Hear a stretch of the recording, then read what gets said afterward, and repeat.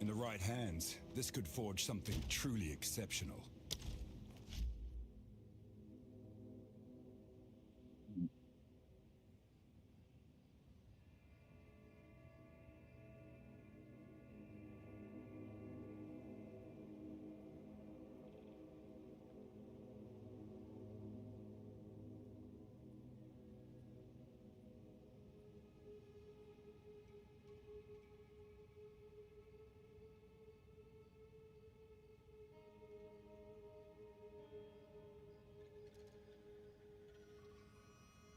Plus a partir de R$ 9,90 ao mês por 4 meses. Se você é louco por futebol, é louco pelo campeonato inglês. Uma liga cheia de estrelas, onde todo jogo é de arrepiar. Curta a Premier League no Disney Plus.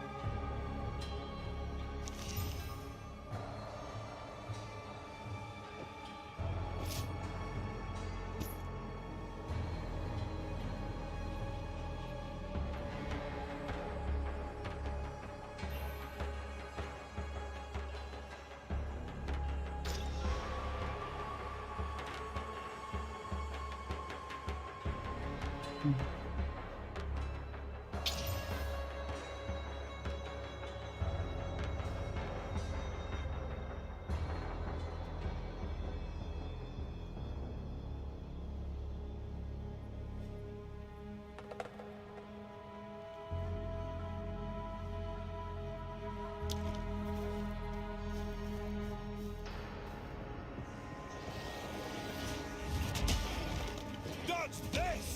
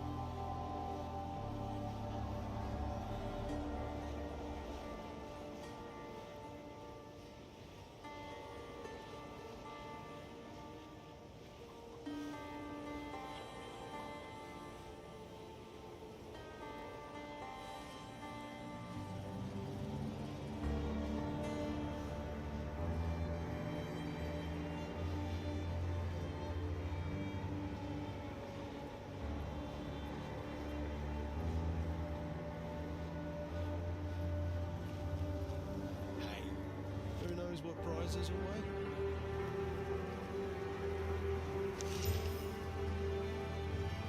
Watch yourself.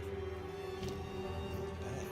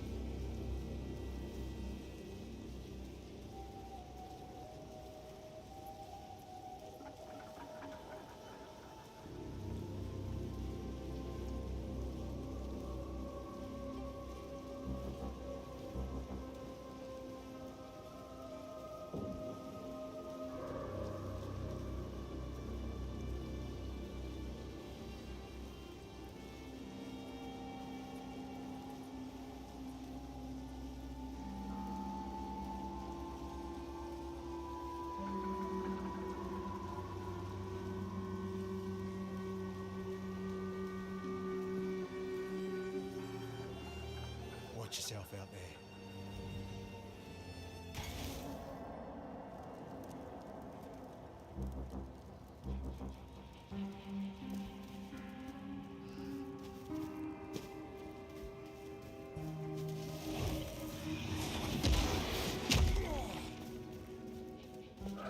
Crush them!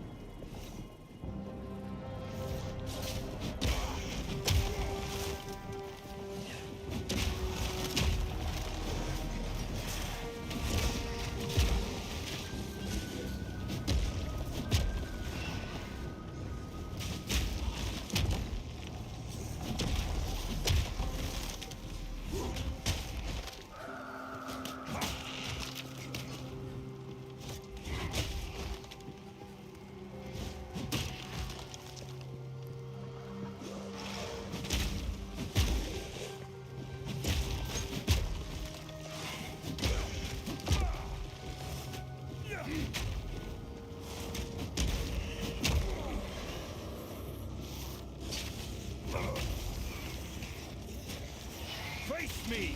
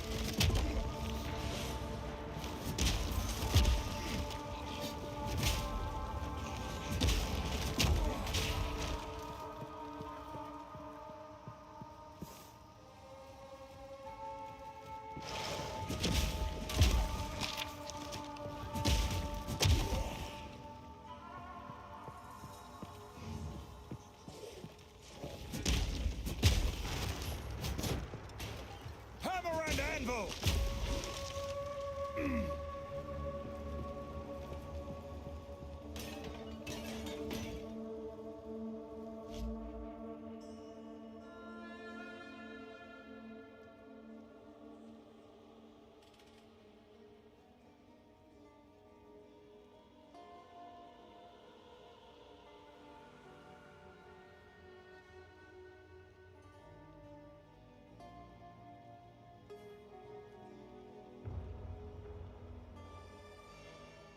Hi, I'm Jonathan Rogers, Game Director on Path of Exile 2. Welcome to GGG Live. Well, it's been a little over 3 months since we launched Early Access, so it's about time for our first major content update. Today, we're going to show you an exclusive reveal of Path of Exile 2, Dawn of the Hunt, which launches on April 4th. Twitch drops are enabled on today's live stream, so make sure you follow the instructions below in order to claim your Executioner's Guillotine finisher effect. Now in today's stream, we're going to take you on a deep dive into the new Dawn of the Hunt update. We'll cover a new class, 5 new Ascendancy classes, and huge expansions on character systems like unique items and support gems. After that, it's on to the in-game improvements, including changes to systems, a bunch of new encounters, and lots of other content. We're going to finish up today with a live Q&A session where Ziggy D will ask Path of Exile 2's game directors, myself and Mark, your questions from Twitch chat.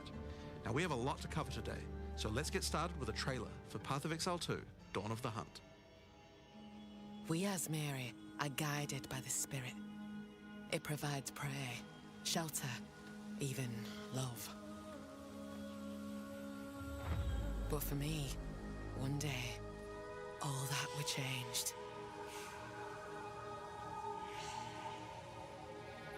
The Spirit, it showed me something.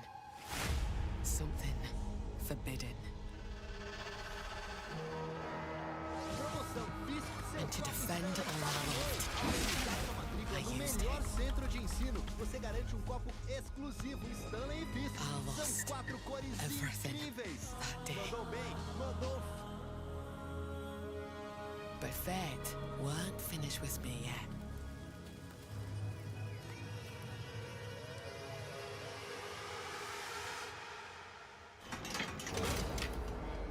I'll right the wrongs I've done. I'll do what I must, no matter the cost. I will hear the Spirit once more.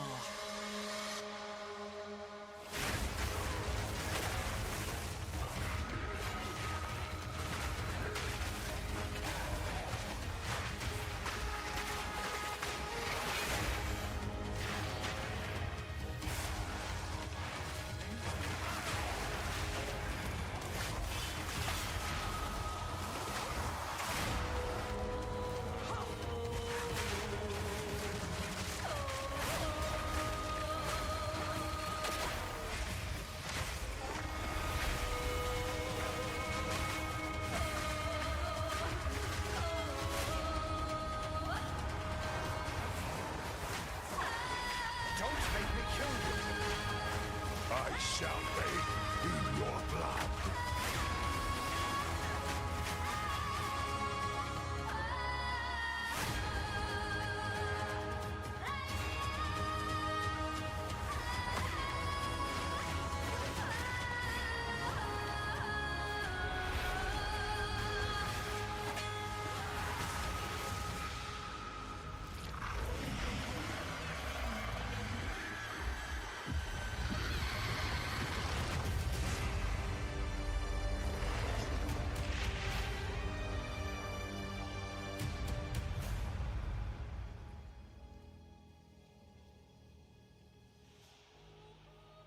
as you can see, in Dawn of the Hunt we're introducing the first new class since early access to PoE 2, the Huntress.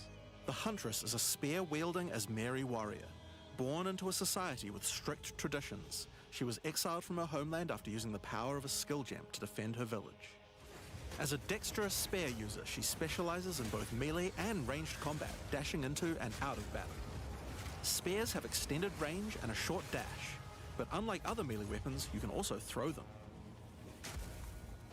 In order to make a hybrid ranged and melee character work, we had to do a lot of thinking about ways to make it fun to both enter and exit melee range.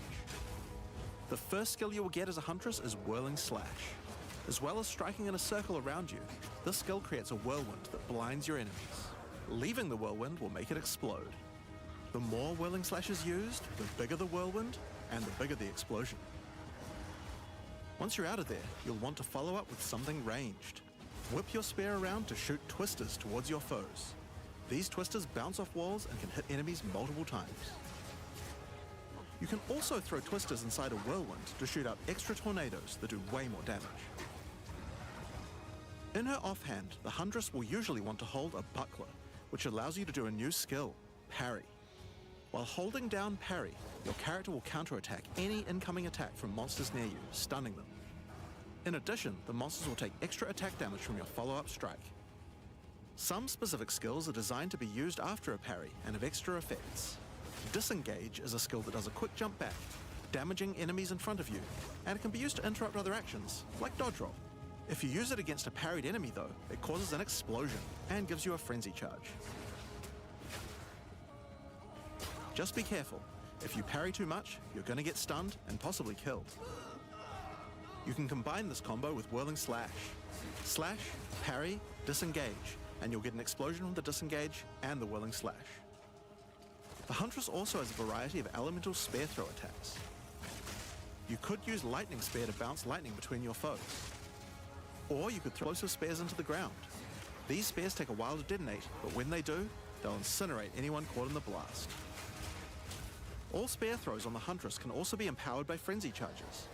For example, explosive spears will do an even larger explosion and leave fire on the ground. And these empowered versions can activate even more combos. Using Whirling Slash over ground fire will suck it into the whirlwind, adding fire to the explosion.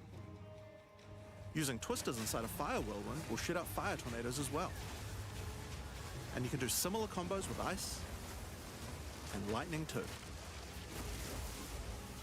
Now, a key aspect of hunting is exhausting your foes by causing blood loss. This skill is Rake, which dashes towards your target and unleashes a deadly slash, opening up wounds on your enemies. Follow up with Disengage and watch them bleed out as they run towards you. On the health bar of monsters, you can see how much blood loss the enemy has experienced, and the Huntress has skills to take advantage of this. For example, using Blood Hunt will thrust forward and cause a bloody explosion. The more blood loss, the bigger the explosion. If you want to cause bigger bleeds, try out Rapid Assault. The final hit of this multi-hit combo will stick a spear into your enemy for a big bleed. Now, Explosive Spear and Rapid Assault both result in leaving spears behind, either in the ground or in enemies. But there are other skills that leave spears around too, like Storm Lance, that leaves an electrical spear that arcs towards enemies. But what can you do with all these spears? Detonate them, of course. Thunderous Leap will allow you to jump onto and explode any spears either in the ground or in your enemies. Now, as well as hunting animals, the Huntress also has the ability to work with them. While fighting any beast, you have the ability to tame it and use it as a companion.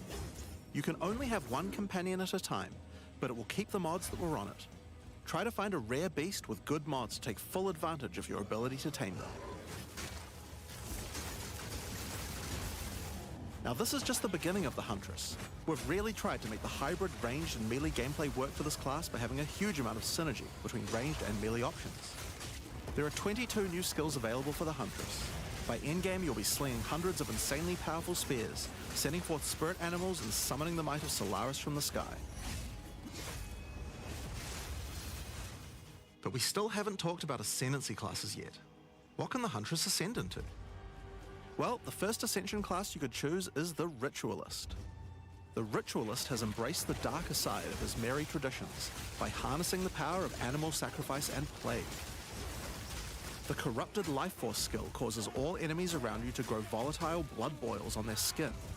When those enemies are slain, the boils will burst, spreading corrupted blood to all enemies around them. The Ritualist also excels in taking advantage of magical trinkets. The Unfurled Finger skill allows you to equip an additional ring on a finger around your neck. Taking Mystic Attunement increases the bonuses of all the rings and amulets you have equipped. Now this is one of my favorites. As the Whispers Ask grants you a new skill, Ritual Sacrifice. Use the skill on the corpses of slain rare monsters to absorb the power in their blood to give you one of their modifiers for a short time. Specialize further into Ritualistic Sacrifice with As the Whispers Demand, which allows you to perform that skill on yourself instead of a corpse. Cut your own hand, sacrificing some of your own blood to empower yourself. The Amazon Ascension is for those looking to hunt more than just beasts. Trained as an elite guard to the most important Asmeri elders, the Amazon will use more traditional fighting techniques mastered to perfection. The Predatory Instinct skill will cause you to reveal weaknesses in the defenses of rare and unique enemies, causing you to deal more damage. You can see those weak spots represented on their life bars. While using Elemental Infusion, any charges you consume will infuse your weapon with elemental power, causing any projectile attacks to explode on impact. The Critical Strike skill is as simple as it sounds. It takes your excess accuracy and gives it to you as critical strike chance. Additionally, you have skills like Mystic Harvest, which allows your elemental damage to leech life, and Asmeri Brew to be able to use either flask to restore both life and mana. So those are the two new ascendancies for the Huntress. But those are not the only ascendancies in Dawn of the Hunt. We've added a new ascension class for 3 of the other existing classes too. First up, for our warriors out there, we have the Smith of Kitava. The warrior is a blacksmith in origin, taught by his father Renly. With this ascension, you can take your smithing skills to new heights by embracing power from the insatiable one himself, Kitava. Smiths of Kitava are master blacksmiths and have the ability to forge their weapon, quite literally. Using the Against the Anvil notable skill, you can enhance your weapon with fiery destruction before any battle. After doing so, your attacks will release explosions on hit for maximum devastation. You can also use the power of Kitava to summon an animated copy of your weapon to fight alongside you. A great blacksmith can do more than just forging their weapon though. Their armor can be enhanced too. Now you might think this ascendancy class tree looks a little abnormal, and you're right. There's a lot of notable skills all disconnected at the bottom there. By taking this point here, which is free to assign, your character is unable to equip body armors with mods of any kind. So your body armor must be normal. Sounds like a downside, right? Except now in true blacksmith fashion, you get to craft your own body armor by taking those disconnected notables with your points. If you want your body armor to grant life, take this notable. If you want resistances, take this one. There's so many choices. Think of it like you're crafting your own body armor, just in a more literal sense. Now, let's move on to those who prefer the reassuring feel of a crossbow in their hands, the Mercenary. Alongside the existing Ascension classes, the Gemling Legionnaire and the Witch Hunter, you can now play as the Tactician. The Tactician is a former Blackguard elite. Free from the duties of a Blackguard, he is able to use his training to decimate the monsters of Rayclast and earn a healthy income doing so. This training comes in the form of various skills like Suppressing Fire, which causes all projectiles to pin enemies. When combined with the Right Where We Want Them notable, your pin not only stops your enemies from moving, but stops them from performing actions too, similar to Freeze. With a soldier's training, the Tactician also works well cooperatively. Using the Whoever Pays Best notable, you can place multiple banners at once. The Watch How We Do It skill gives a portion of your weapon's damage to your allies as well. But if that isn't enough, you can also command your army of off-screen archers to unleash hell and carpet an entire area with arrows. Finally, Witch players will be able to join their legions by becoming undead themselves. In Dawn of the Hunt, we're introducing the Lich Ascension class. The Lich is a master of chaos and curses and could sacrifice her life to enhance her energy shield. The Crystalline Phylactery skill allows you to nominate a jewel in which to contain part of your soul, massively increasing its power. There's just one downside to splitting your soul this way though. If you have no energy shield, your mana costs will shoot up. The Necromantic Conduit skill causes you and allies in your presence to have unholy might, granting extra damage as chaos damage. Rupture the Soul makes enemies you curse explode with chaos damage when slain. Dominion over Flesh allows you to apply an additional curse. It's safe to say you'll be the true master of the occult by choosing the Lich class. So Dawn of the Hunt has the Huntress and 5 new Ascension classes, but it doesn't end there. Let's take a look at some of the new skills we've added. Now you may remember we've previously talked about the Raised Spectre skill. It's finally complete, and it will be made available in the upcoming expansion. It can be found in the occult skills on the skill gem crafting panel. Raised Spectre is a skill that allows you to trap the soul of almost any monster in the game, which you can then summon in the skill panel. Spectres cost spirit and will revive automatically if they die, but the spirit cost varies based on the power of the monster. You could summon an army of weaker monsters, or a few of the more powerful monsters. You can combine them with your existing skeleton minions, or summon exclusively spectres. It's all up to you and how you want to customize your army of the undead. Given that there are hundreds upon hundreds of monster variants in Path of Exile 2, it's safe to say you'll be experimenting with this one for a while. We look forward to seeing which monsters serve you best. Now let's move on to our next skill. Since we've been talking about summoning undead so much, let's have a change of pace and summon something a little more alive. In Dawn of the Hunt, we're adding the Summon Rower skill. Summon your friendly rower to aid you in combat as a minion. You can also mount your rower in combat at any time, allowing you to move at full speed even while shooting arrows or throwing spears. Be wary though, if you take too much damage while riding your mount, you can be knocked off and get overwhelmed. It's worth keeping an eye on your stagger bar, as falling off the mount can mean almost certain death. On the topic of new ways to enhance your character, let's talk about support gems. Support gems are used to modify your skill gems in meaningful and interesting ways.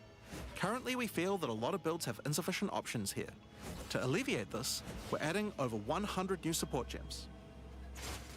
Hema crystals will enable a new kind of bleed build, turning the damage over time you would have done into explosive Vile crystals.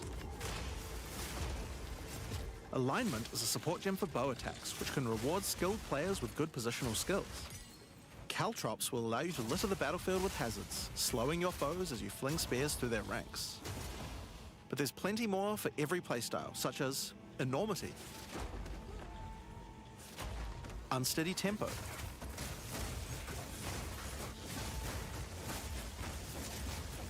Profanity,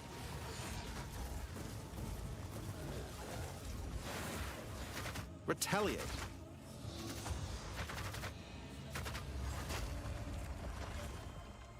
Syzygy, yep, that's a real word, and many more. Now we've talked about a new class, new ascendancy classes, new skills, and new support gems, but let's not forget about the core of a true action RPG, the items. To start with, let's talk about uniques. We're adding over 100 new unique items. This time we've made sure to add uniques with a focus on mid and endgame tiers to make sure there are more exciting items to find for higher level characters. Let's look at some examples. Embrace your inner devil with Chernobog's Pillar. It grants you a large amount of fire damage based on your block chance. The Coming Calamity allows you to become a true master of the elements, granting you all 3 Elemental Herald skills without costing any spirit. At the same time, it penalizes enemy resistances. Wastegate is a belt useful for builds using a single resource like Blood Magic or Archmage builds. With this belt, you can use 2 life flasks or 2 mana flasks. It's up to you. Now, we could go through these all day, but we'll leave most of them for you to discover. Suffice to say, though, we want there to be way more cool things to find. Over time, our goal is to add a unique to every single base item type at a minimum, so that you can chance any base in the game. Now, given that we have the Huntress, we have a set of unique spears from early game all the way through the end game as well. One example is Scyther's Spear, which combines bleed and fire in a powerful way. It allows your ignites to be aggravated, dealing substantially more damage. We're also introducing a suite of unique bucklers with some interesting parry mechanics. Kalgyra's Arc, for example, allows you to parry projectiles from any distance. And we're also adding our first unique charms. Bayra's Anguish will not only protect you from ignite, but will also emit a devastating fire nova whenever you do get ignited. In sum, there's just a ton of new uniques to find. We can't wait to see the weird and broken builds that come out of it. Now, we also want to talk about crafting options. In each major update during early access, we'll be continuing to add and improve the options here. We have various new crafting tools that have been added as rewards to many of the different types of new content that we're adding. But for now, I just want to mention the changes to runes. Runes add commonly available mods, but since they only have one tier, flat damage mods tend to get outclassed by in-game. So we've changed runes to have multiple tiers, allowing you to get higher tier mods than before. Our plan is to significantly expand the number of more specialized mods for crafting using socketables as we add new content over time. And the first new set of those comes from what we're talking about next. In Dawn of the Hunt, we're adding Asmerian wisps, which can be found throughout both the campaign and the endgame.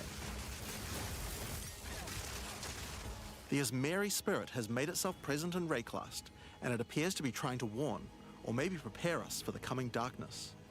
You will first encounter a manifestation of it in the Grellwood in Act 1, where you'll meet Delwyn, an Asmeri hunter who is trying to find out what exactly is causing the spirit to behave this way. As you approach the wisp, it will flee, leading you past monsters. Any monsters it comes into contact with are infused by it, making them more powerful. Each spirit is associated with a specific revered animal within Asmeri culture. This one is a wisp of the Great Bear, and grants enemies extra life and stun. The wisp moves faster the closer you are, and as you move away, they slow down to wait for you. But if you get too far away for too long, they'll dissipate and return to the woods. As you continue to chase the wisp, it will find and possess a rare or unique monster, granting it a new powerful ability. Because this was a wisp of the Great Bear, this monster now also has increased life and stun. But on top of that, it will periodically summon a large spectral bear that slams with wild fury. If you're able to defeat this foe, you will be rewarded. For each monster that was infused and killed along the way, the rewards will be increased. Each wisp has its own mechanics. The Wisp of the Winter Owl is a primal wisp that causes enemies to deal extra cold damage, gain energy shield, and release wind vortices on death. When infusing a monster, they will call down large tornadoes to protect their host. The Wisp of the Wild Cat is a vivid wisp that causes affected monsters to deal more critical strikes and become more evasive. When it infuses a monster, it will summon a barrage of feline spirits that will attempt to tear you limb from limb. If you're lucky, you may even find sacred wisps that can do some pretty crazy things to the monsters they influence. Like the Wisp of the Cunning Fox, which turns normal monsters into magics, magic monsters into rares, and rare monsters into actual bosses.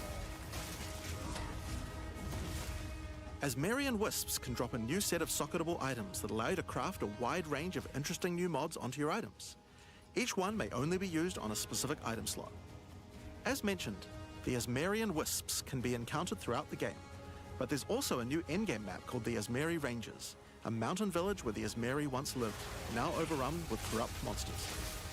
This map always has multiple Asmerian wisps in it, and familiar, yet not quite the same boss fight. Asmerian wisps can also be further modified by the endgame Atlas tree as well, and by tablets. But I'm not going to be the one talking about those things. In order to cover all the new content in in-game, I'm going to hand things over to Mark. Hi, I'm Mark Roberts, Game Director on Path of Exile 2. There's a ton to talk about with the endgame today, so let's dig right in. Path of Exile 2's early access began with a brand new endgame, and it was clear that it needed a lot of work. After absorbing your feedback, we're ready to make some epic changes. The first thing is, we just need a lot more content. In Dawn of the Hunt, we have made sure to focus on increasing the sheer number of interesting and different encounters you will randomly stumble into as you explore the endgame. And the second goal is to smoothen the progression through maps and reduce the amount of annoying busy work. To start with, let's talk about the new interesting stuff to find. Well, the most obvious thing to add are new maps. As well as the Asmeri Ranges that Jonathan mentioned earlier, Dawn of the Hunt also contains 7 other new maps, all with their own custom encounters. Let's start with this one. The Feral Megaliths map starts off in the wild Ezomite forests. As you progress through the forest, you will find mysterious rune-carved stones that, when touched, surge with energy. After activating all the stones, you can find a grand henge, where all the energy is coalescing. You can then start an encounter. The area darkens, a storm moves in, and a concentration of energy summons a dangerous boss. You must fight and defeat the boss to get its rewards. Once you have defeated it, summon another. And another. And another. And another. You have 10 total waves of boss fights which get incrementally more difficult. If you manage to defeat them, you get full boss rewards, but also opportunities to get new runes. These can only be obtained from this map. The Fractured Lake contains a surreal waterscape with fractured mirror-like objects. As you move around the map, the terrain itself elevates from below, creating the ground you walk on. In this unique map, all the rare monsters are mirrored, so you're always fighting two of the same rare at the same time, which can prove quite difficult. If you manage to overcome that challenge and make it to the end of the map, you'll be presented with a broken mirror, a powerful altar-like object that contains an item within it. The item contained within is a new base type, either an amulet or a ring, that can be crafted to have additional prefixes or suffixes at the cost of the other. The last unique map we'll show today is one based around the essence mechanic. You enter a crystalline cavern, and you will find a powerful map boss imprisoned in the center. It is surrounded by many rare monsters, also imprisoned in essences. By freeing and defeating the rare monsters, the essence they held will be upgraded to a greater essence, and be added to the imprisoned map boss. How brave are you? How many essences will you add to the boss? Overdo it, and you might lose everything. Underdo it, and you might regret it. It's your choice. Speaking of essences, alongside visual improvements, you're now able to apply Varlorbs to corrupt the essences, with a range of unpredictable outcomes. It could increase the number of essences, re-roll all the essences to the same type, or even upgrade the essences to greater essences. What if they're already greater essences? Well, it can upgrade those too. We have 4 new corrupted essences: Essence of Hysteria, Delirium, Horror, and Insanity. Each corrupted essence has its own interesting combat mechanics. For example, the Essence of Insanity causes you to question even your own mind, as monsters split into shadowy clones, and you must locate the real one before a devastating icy explosion freezes everything around it. Each of these has their own crafting outcomes. The Essence of Insanity can be applied to a belt. It adds a mod that will ensure the next Varlorb used on the belt will guarantee adding 2 enchantments. It's worth noting all the essences in the unique map can also be corrupted too, if you're willing to risk it. It's worth noting we have also added 10 extra Atlas passive points you can earn by completing 5 different unique maps. Now, new maps are just the beginning. We had a goal where we wanted to make sure you were constantly finding exciting new content, and that it could be lurking around any corner. So, we have added a bunch of new things that you could stumble into in any map you run. On your travels, you will sometimes encounter rogue exiles. Others like you who have been exiled and are openly hostile. Some are malicious, some are mad, while others are simply fiends for loot. They will challenge you, a fight to the death. They use the same skills available to players, and even the same items. They aren't just dressed up in those items, they're actually using them. It's going to feel like a true player versus player situation. Of course, if you are able to slay these exiles, those items will all drop on the ground. So if you encounter an exile using a powerful or valuable unique item, which you can see displayed under their life bar, you want to be damn sure you kill them. Because if they kill you and your party, they'll portal out, taking their items with them. Every fight will feel completely different depending on the items they come equipped with. These exiles are much smarter than your regular monster. They have capabilities to dodge roll, avoid your abilities with smart pathfinding, smart targeting, and much more action-packed gameplay. Fortunately, they're like you and they're not super durable. Unless, of course, they're wearing uniques like Calm's Heart, in which case, expect a longer battle. There are 12 different rogue exiles you can find, each with their own skills and personalities. Some may insult you, while others may admire your honor in combat.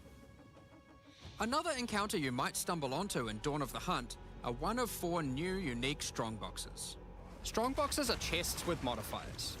When you try to open them, they activate traps and spawn waves of monsters that you must defeat to access the loot.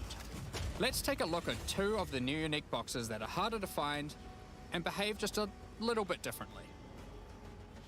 The Ogham's Legacy Strongbox has a corpse splayed out in front of the rune-carved stone. Upon interacting with the stone, you activate Forbidden Ezomite magic, which revives the monster as a powerful rare. The Strongbox comes with a modifier which determines how many times it will revive that rare. Each time you defeat the monstrosity, the Strongbox revives it again, adding an extra modifier to the monster. With each resurrection, it becomes more difficult, but also more rewarding. This Strongbox is infused with thaumaturgy from ancient Vaal technology. Eshel's Torment has a powerful artifact inside, and is guarded by chaos itself. Defeating the monsters will grant you a unique item, with a specific corrupted outcome. You'll have to find the other two for yourself to see what they do. Now, let's talk about the introduction to the endgame. Upon starting the endgame, Doriani tasks you with cleansing corruption to help restore the land. However, in practice, the quest objective just sent you on a grind to clear 15 maps. We wanted to make the quest to unlock your Atlas passives much more interesting. Now, Doriani is tasking you with a more specific objective. On the Atlas, you will find areas of corruption caused by the beast. In the center of each one, you will find a corrupted nexus, the source of the affliction. In the areas leading up to the nexus, you will notice that corruption spills out from slain enemies and amalgamates into powerful monsters. Corrupted maps existed on the Atlas before, but we've done significant work on improving these monsters. We've also done a full pass on the modifiers on these maps to make them more interesting and more rewarding. Once you reach the nexus, you will have a new task: cleanse the source of corruption. When you defeat the last rare in those maps, they will spawn one of 3 terrifying bosses, amalgamations of corruption itself. After defeating that boss, Doriani will come and cleanse the corruption for good. As the remains of the boss are purged of corruption, it coalesces into raw crystallized power, which you can use to gain points for your Atlas passive skill tree. The upgrade system that allows you to add and enhance content in your maps. We didn't stop there though. When you complete a corrupted nexus, all of the remaining surrounding corrupted maps will become cleansed maps. Cleansed maps also have new monsters, a new boss, and their own set of modifiers and rewards, including finding fracturing orbs by slaying cleansed enemies. These orbs can be used in crafting on a rare item to cause one of its modifiers to become fractured. A fractured modifier is one that cannot be modified by any means. You are able to freely modify the item, ensuring the fractured modifier will never change. If you get the right item with the right mod, it can prove to be a very powerful crafting base indeed. You must now choose. Do you complete all the corrupted maps and then the Nexus? Or maybe you beeline to the Nexus, complete it, and do all the remaining maps cleansed. Both have rewards to entice you and challenges to assess. Now, let's have a talk about towers. One thing we've had a lot of feedback on is the busy work around running towers and managing your tablets. The first change we've made here is that we have reduced the number of towers drastically, so there are now 1/3 as many as before, but we've made them much more powerful. To start with, tablets now inherently add twice as many mechanics, but that's not all. Running higher tier maps and towers now increases the number of mechanics applied by tablets. By tier 15, the bonus is double, allowing a single tablet to now add 4 times as many mechanics as before. So, we're running far fewer towers, dealing with fewer tablets, and affecting even more maps than before. But because there are fewer towers overlapping with each other, you won't get as many opportunities to stack different tablets. In order to solve this, we've made it so that each tower can consume up to 3 tablets at once. You always get 1 slot on completing the tower, but if you can complete a tower with more mods on the waystone, you can unlock a 2nd or 3rd slot. Overall, this allows for even more juicing from towers, while drastically reducing the amount of busy work you have to do. On top of that, towers are much more interesting maps because they can now spawn with all mechanics, including bosses. Each tower map has a new boss. Let's take a look at a couple here. The boss fight of the Alpine Ridge map has 2 powerful witches contesting for territory. One witch has an affinity for ice, the other fire. Who will win? Hopefully neither. The boss of the Sinking Spire map is a remnant of the Val that has been charged with lightning.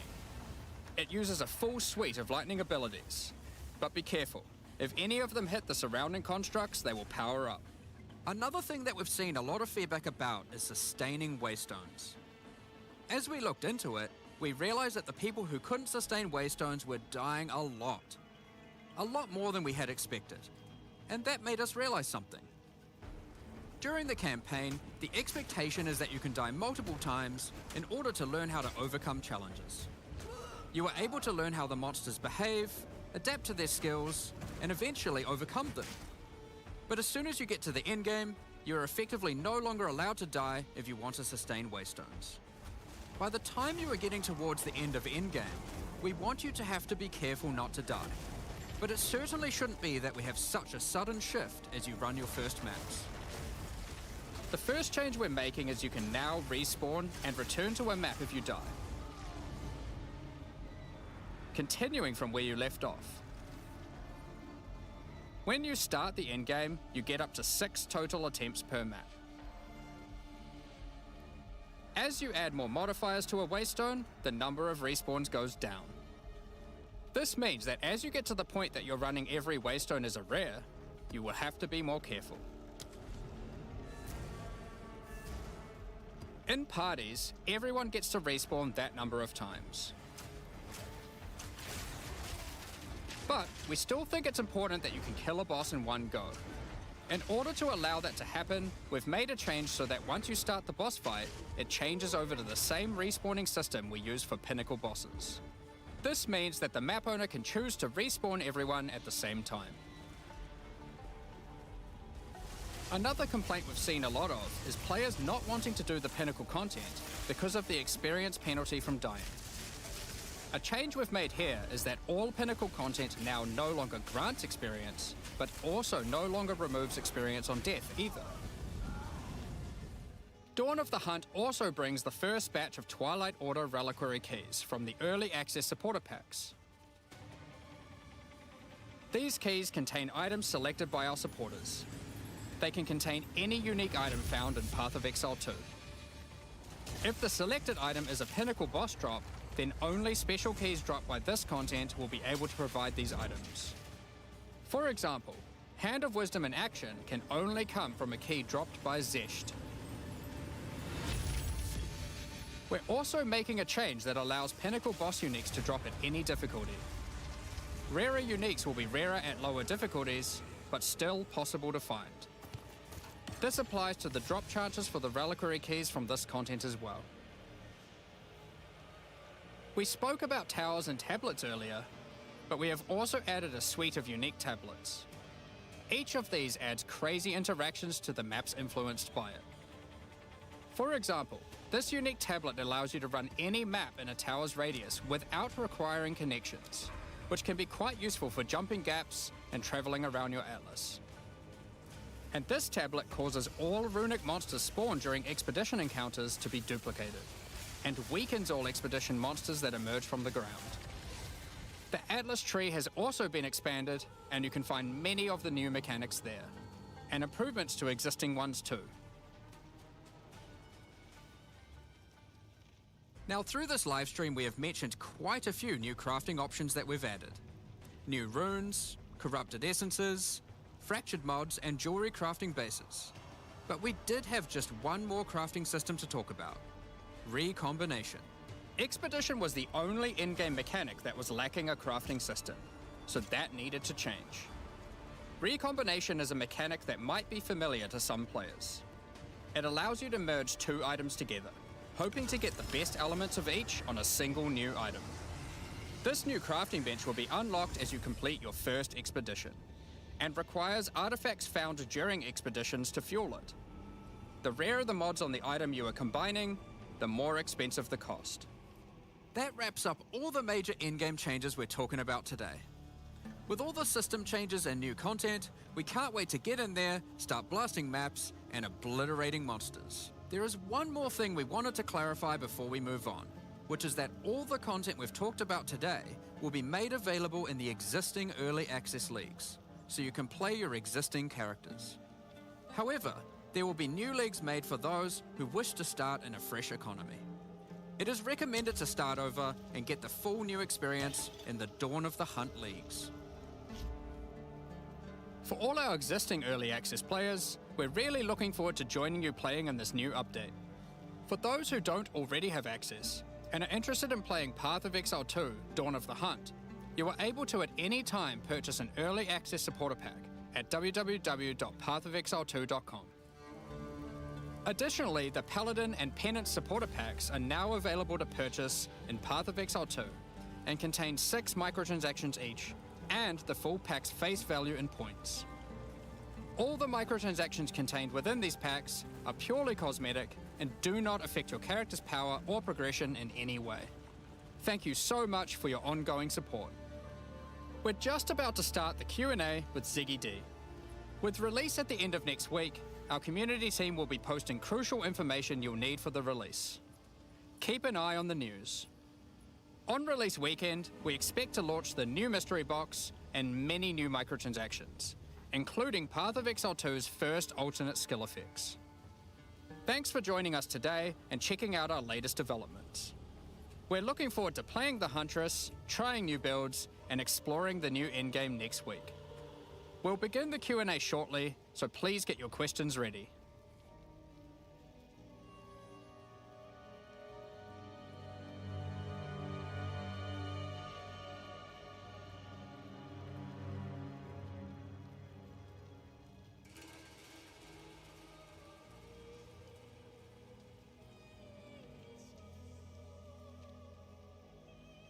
Good morning, Exiles, and welcome to the Q&A portion of today after a very exciting reveal with lots in it, exceeding my expectations, particularly in crafting. But on that note, we're joined here by Jonathan and Mark, today, and more in the future, Path of Exile 2. And you had an update about the recombination. Yes, that's right. Yeah, so we actually last night had a bit of a design session and realized that we weren't actually fully happy with the way the recombination worked. So we actually made quite a big change to it, which wasn't reflected in that video, obviously, which is basically that we sort of wanted to give a bit more control to the player over how recombination works. And we also kind of weren't really happy about the fact that recombinators is something that kind of matters a lot for really, really old tricky game players, but it wasn't something that was really mattering a lot for people who effectively got access to the feature at the start. So we've actually changed it now so that the way it works is that you pick which mods you want on the item from each item, and then it gives you a percentage chance of success based on the number you pick. So if you pick just one from one and one from the other, then the chance is much higher. But if you pick if you pick 6 mods, it'll become practically impossible. So effectively, the more you're wanting to design the item, the less of a chance of actually having success. So that means that if you just want to get a mod, if you want to get an item with okay, these 2 mods that I found off the ground, that's relatively easy. If you want to get an item which has all of them, then very hard. So we think that's a much better design because it means you can kind of use the recombinators actually become something that you can use even from the first point you get them. But there's still this kind of end game, for perfect stuff, you might still be able to do it with more. It is kind of balanced though, so that if you pick literally all 6, then it's going to be incredibly low to the point of don't even try that. But 4 mods might be a good thing to sort of be striving for, that kind of thing, and then exalt the other 2, that kind of stuff. So yeah, that's kind of the new design of that. So hopefully that'll be in by the time 0.2 comes out. We've kind of got a plan for doing that. I think it's a much better design than what we had before for recombinators. If it's not there for 0.2, it'll be as very soon as it can afterwards. Very But soon, spur of the moment, night before the live stream design sessions. Yeah. But increased player agency and visibility into the success result is just a win. And honestly, took way too long to, get to the point of us actually going, this is just straight up better to have observability into that and the freedom of choice. So. Sure. Yeah, that's the thing. Recombination definitely felt like something that was both really high end in terms of the crafting that it was intended for, but also just even understanding it. This seems much more intuitive. Yes. You just pick what you want. The mods you want. Yeah, right? exactly. So it does sound like it's a little bit of a nerf for the very high end of crafting, though. It might end up being, but I'm not like, it sort of depends on how the numbers come out. Like, because we only just designed this, we need to still work out like exactly how the numbers end up looking. But I mean, look, we have to make sure, obviously whenever we're designing any crafting system, we have to be really sure that we're not like screwing over finding stuff on the ground. So, you know, you have to sort of have that balance, and that's, you know, so that kind of informs everything we do with crafting usually. One difference here, though, of course, is if the success chance fails, both items are destroyed as opposed to always keeping one. Yeah. So So it's basically percent chance for success, and if it fails, item's gone. Roughly, what do you think you try to pitch on? Just choosing two mods? It depends on what mods you're selecting, but I'm kind of thinking kind of like 35%-ish kind of thing for like two normal mods, that kind of thing. Like for them both. Yeah, if you pick two, and then you know, but we'll it kind of depends. Again, it kind of depends. We'll see how higher tier mods are rare, and yeah, exactly. So it sort of it also the other thing is that it's going to now have a fixed cost, so it's not going to you know. And the idea is like, $1 and the idea is like doing a single expedition should be enough to do a recombination. So you know, you're going to be doing them like relatively often as you're doing expeditions. So is the part of expedition where you get to craft with the NPCs still a thing then? Now that you're adding this? Yeah, I mean, you've still got that whole mechanic, and like, so effectively it's competing for the artifacts. Yeah. Between recombination versus buying things from that other way. So is there some buffs intended for that then to make it more competitive? Not yet. It definitely needs some love in the future, but not at this time. Yeah. It seems like the systems can kind of go hand in hand, where one is giving you items that you can then potentially recombinate. That is also true. You can use the ingredients of one in the other, or the outcome of one as an ingredient in another. Cool. We'll talk more about crafting a little bit later on for sure, because there was a lot announced there, which I'm quite excited about. Definitely exceeded my predictions for what you'd be adding in terms of crafting. But firstly, though, just a quick clarification on the league. So there's not going to be a wipe for the new players joining us. If you were playing on a character, you can still keep playing on a character. But a lot of long-term Path of Exile players know the importance of playing on a fresh start, and that's also really important for you guys as well. For sure, yeah. I mean, basically, if we don't have like any character that's come from before, you're just not gonna like, because the balance is so different and because so many things have changed. There's like no point in even listening to feedback for someone who's playing in the old league. Like, it really has to be that you're doing the fresh start, and we're sort of seeing how things go in the new economy. So like, we were really sort of, it was kind of an interesting decision about whether or not we should make it so that all the content is exclusive.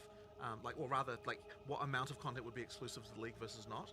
And the issue that we had was that, so I mean, like, a league means something in Path of Exile. You know, like, in order for something to rise to the level of a league, it needs like a certain amount of features. And the original thing we were thinking about doing that way would be the Asmeri and Wisps, but there wasn't quite like the kind of like meta mechanics and, you know, stuff with that. So like, we didn't quite rise to the level of feeling like it deserved to be a challenge league. And at the same time, we've also got a lot of new players playing Path of Exile 2, never played Path of Exile before. So we were a little bit, like, we kind of were deciding, like, okay, should we make them exclusive or not? We sort of decided, you know what, for this one, we're not going to. And then what we'll probably try and do is for the next, Effects. Disengage is a skill that does a quick jump back, damaging enemies in front of you. Bem-vindo à última linha de defesa da humanidade. Desengage. Foi a Lola que matou minha mãe. Perdi uma filha. Na favela, é uma luta diária.